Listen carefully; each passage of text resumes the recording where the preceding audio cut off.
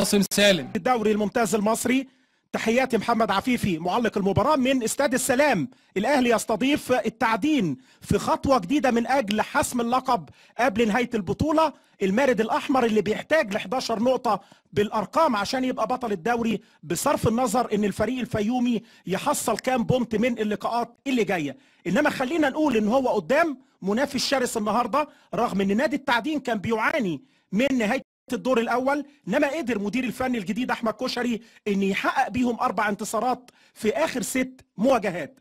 مواجهه من بره ما بين كشري وحسام البدري اللي هيكون موجود في المدرجات، تاني مباراه عقوبه للمدير الفني للنادي الاهلي. وادي قدامنا رامي ربيعه مع اكرامي. ونقول التشكيله بقى، دخلنا في اجواء المباراه بسرعه مع طاقم التحكيم محمد عادل واحمد التلاوي وشريف عبد الله ومعاهم احمد العباسي. هيبدا النهارده الاحمر بشريف اكرامي ومحمد نجيب ورامي ربيعه. ادي الكابتن حسام البدري اللي قلت لحضراتكم من شويه، تاني مباراه من المدرجات. ضربه البدايه على يمنا النادي الاهلي بقميصه الشهير، والناحيه بيضغطوا بشكل جيد في كل مساحات الملعب. فتحي يشيل عرضيه خطيره، ممكن جول عبد الله السعيد الهدف الاول. وقلنا اول ما صبر رحيل من دقيقتين 3 عمل واحده جوه ال 18، انما بص العرضيه السليمه، واول مره بقى يهرب من ورا المدافعين عبد الله السعيد بحاله من الاهمال الدفاعي للخطوط الخلفيه لعيبه التعدين. الاهلي بيسجل اول اهدافه 1-0.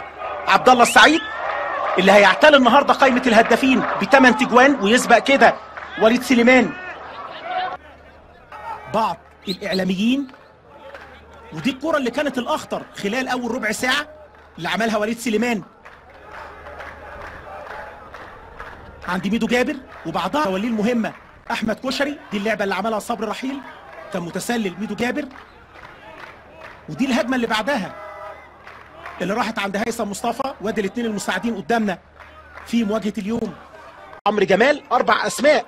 نشوف الهجمه من الجبهه الشمال، ميدو جابر طلعها لبره في منتهى الخطوره.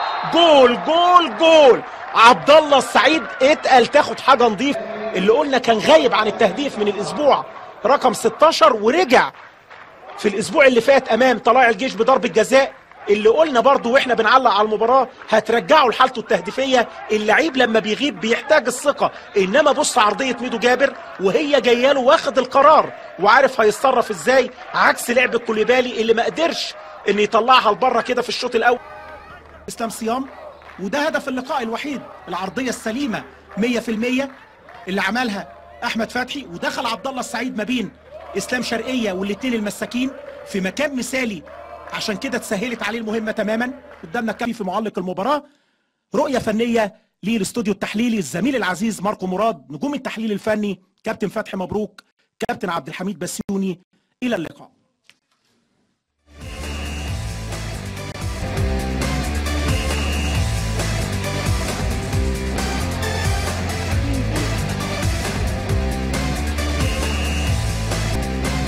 دلوقتي ما طلعش واشتغل لقدام، لسه الكرة جوه الملعب، خطفها ميدو جابر، يلعب عرضيه طلعت عبد الوهاب.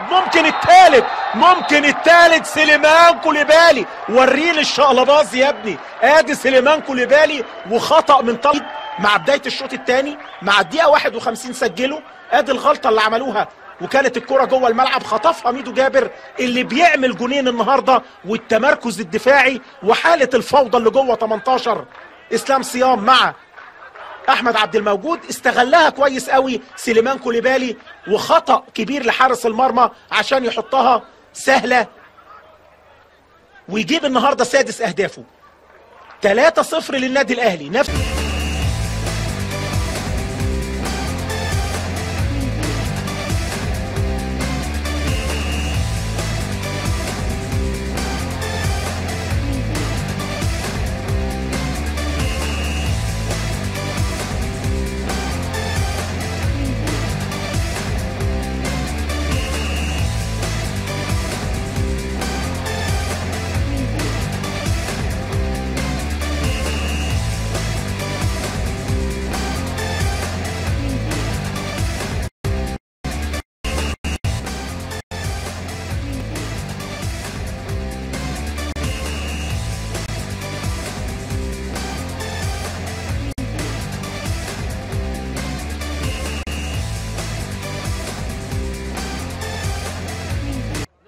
مفيش اي مشاكل. ودي الاجوان اللي جابها سليمان كوليبالي، ويقع على الكوره طلعت عبد الوهاب.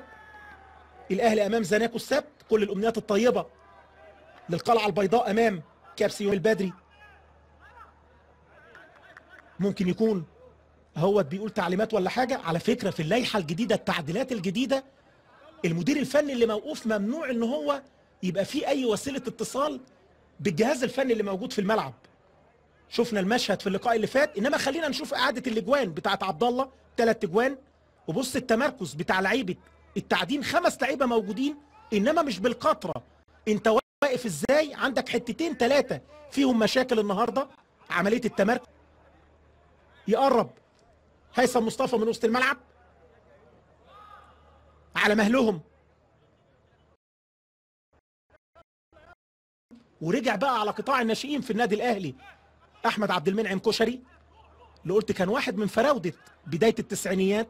تحركاته الثالث سليمان كوليبالي، وريني الشقلباز يا ابني. ادي سليمان كوليبالي، وخطأ من طلعت عبد الوهاب.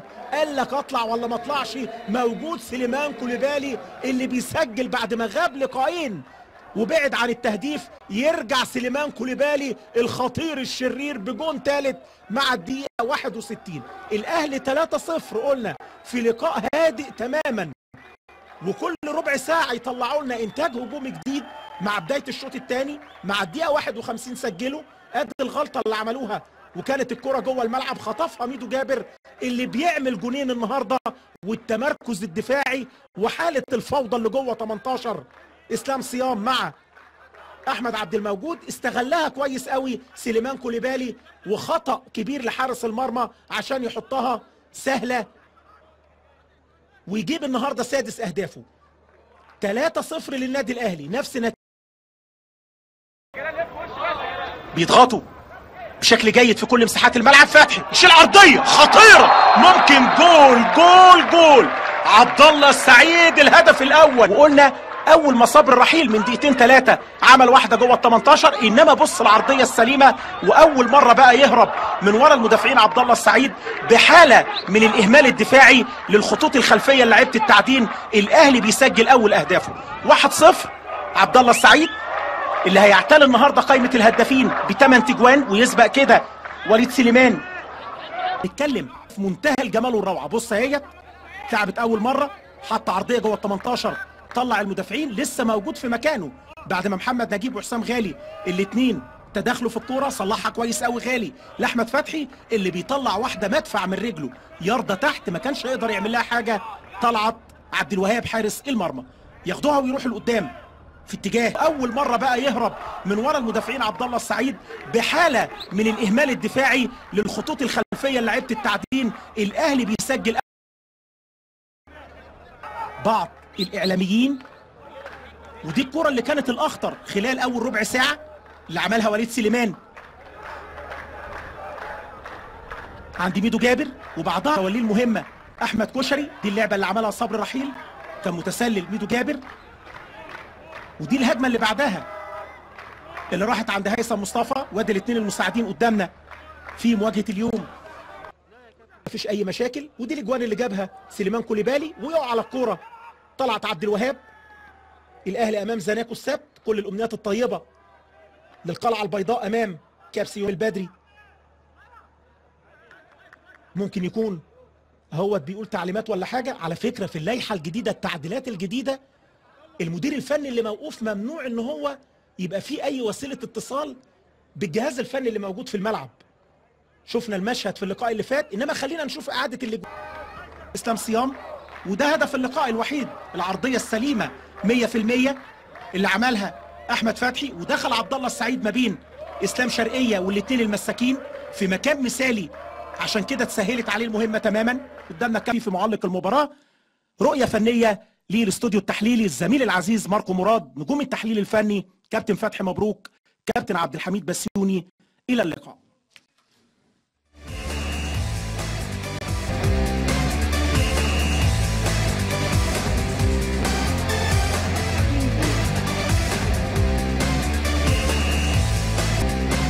بتاعت عبد الله 3 اجوان، وبص التمركز بتاع لعيبه التعدين، 5 لعيبه موجودين انما مش بالقطره. انت واقف ازاي. عندك حتتين ثلاثه فيهم مشاكل النهارده. عمليه التمركز، يقرب هيثم مصطفى من وسط الملعب على مهلهم، ورجع بقى على قطاع الناشئين في النادي الاهلي احمد عبد المنعم كشري، اللي قلت كان واحد من فراوده بدايه التسعينيات.